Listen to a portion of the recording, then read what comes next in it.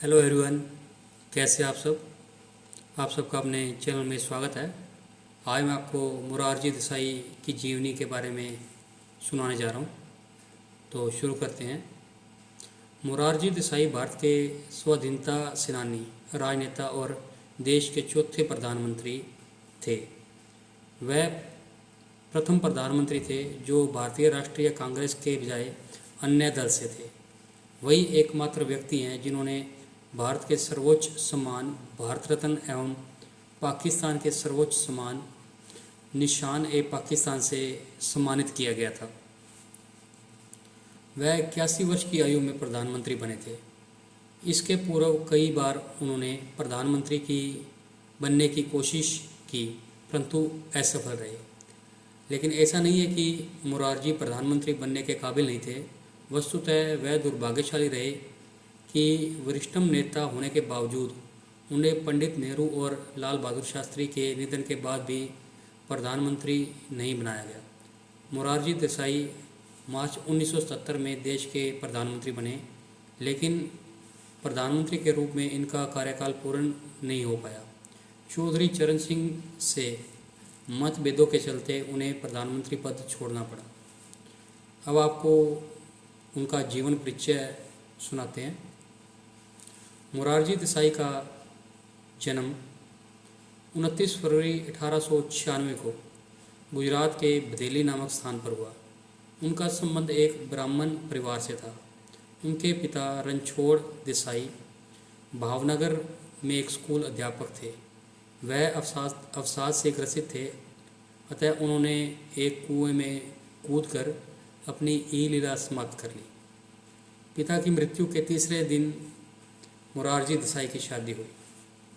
मोरारजी देसाई की शिक्षा दीक्षा मुंबई के एल्फिस्टन कॉलेज में हुई, जो उस समय काफ़ी महंगा और खर्चीला माना जाता था। अब आपको उनके व्यावसायिक जीवन के बारे में बताते हैं।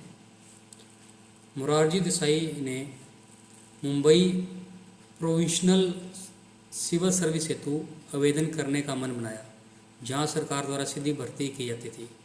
जुलाई 1917 में उन्होंने यूनिवर्सिटी ट्रेनिंग कोर्स में प्रविष्टि पाई। यहाँ इन्हें ब्रिटिश व्यक्तियों की भांति समान अधिकार एवं सुविधाएं प्राप्त होती रही। यहाँ रहते हुए मोरारजी अफसर बन गए। मई 1918 में वह परिवीक्षा पर बतौर उप जिलाधीश अहमदाबाद पहुँचे। उन्होंने चेटफील्ड नामक ब्रिटिश कलेक्टर के अंतर्गत कार्य किया। मोरारजी 11 वर्षों तक अपने रुखे स्वभाव के कारण विशेष उन्नति नहीं प्राप्त कर सके और कलेक्टर के निजी सहायक पद तक ही पहुंच पाए। अब आपको उनका राजनीतिक जीवन बताते हैं। मोरारजी देसाई ने 1930 में ब्रिटिश सरकार की नौकरी छोड़ दी और स्वतंत्रता संग्राम में सिपाही बन गए। 1931 में वह गुजरात प्रदेश की कांग्रेस कमेटी के सचिव बन गए। उन्होंने अखिल भारतीय युवा कांग्रेस की शाखा स्थापित की और सरदार पटेल के निर्देश पर उसके अध्यक्ष बन गए। 1932 में मोरारजी को 2 वर्ष की जेल भुगतनी पड़ी। मोरारजी 1937 तक गुजरात प्रदेश कांग्रेस कमेटी के सचिव रहे। इसके बाद वह बम्बई राज्य के कांग्रेस मंत्रिमंडल में सम्मिलित हुए। इस दौरान यह माना जाता है कि मोरारजी देसाई के व्यक्तित्व में जटिलताएं आई। वह स्वयं अपनी बात को ऊपर रखते हैं और सही मानते हैं। इस कारण लोग उन्हें व्यंग से सर्वोच्च नेता कहा करते थे। मोरारजी को ऐसा कहा जाना पसंद भी आता। गुजरात के समाचार पत्रों में प्राय उनके इस व्यक्तित्व को लेकर व्यंग भी प्रकाशित होते थे। कार्टूनों में इनके चित्र एक लंबी छड़ी के साथ होते थे, जिसमें इन्हें गांधी टोपी भी पहने हुए दिखाया जाता था।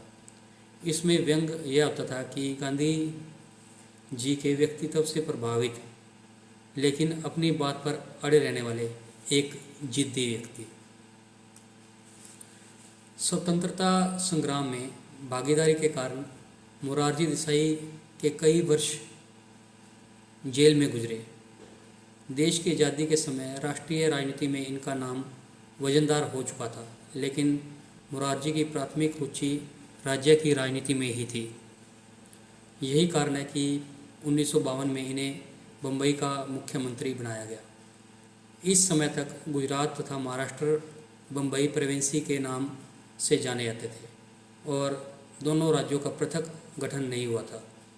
1967 में इंदिरा गांधी के प्रधानमंत्री बनने पर मुरारजी को उप प्रधानमंत्री और गृह मंत्री बनाया गया। अब आपको मुरारजी के प्रधानमंत्री पद के बारे में बताते हैं।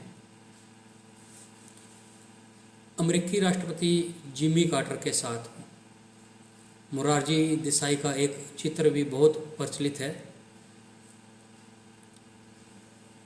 पंडित जवाहरलाल नेहरू के समय कांग्रेस में जो अनुशासन था वह उनकी मृत्यु के बाद बिखरने लगा।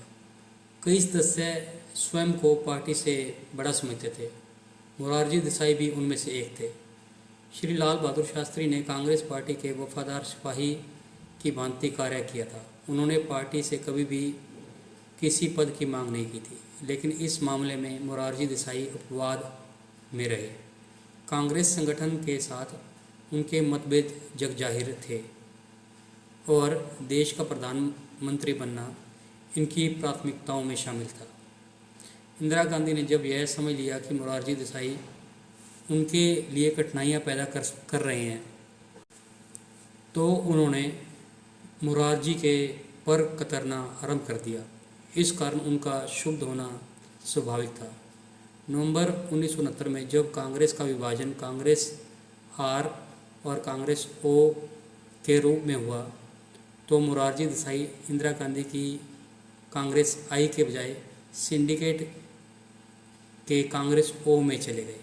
फिर 1975 में वह जनता पार्टी में शामिल हो गए।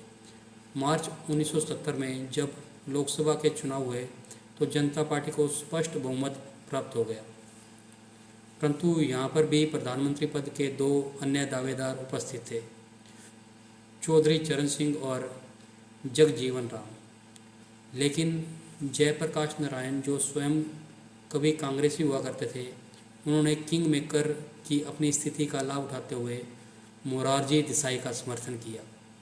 इसके बाद 23 मार्च 1970 को 81 वर्ष की अवस्था में मुरारजी देसाई ने भारतीय प्रधानमंत्री का दायित्व ग्रहण किया। इनके प्रधानमंत्रित्व के आरंभिक काल में देश के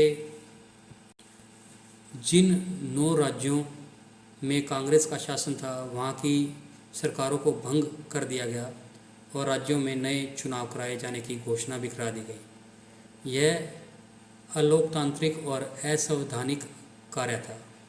जनता पार्टी, इंदिरा गांधी और उनकी समर्थित कांग्रेस का देश से सफाया करने को कृत संकल्प नजर आई, लेकिन इस कृत्य को बुद्धिजीवियों द्वारा सराहना प्राप्त नहीं हुई। तो आपको यह जीवनी कैसी लगी? अगर आपको मुरारजी की जीवनी पसंद आई तो वीडियो को लाइक कीजिए, शेयर कीजिए और चैनल को सब्सक्राइब कीजिए। Thank you.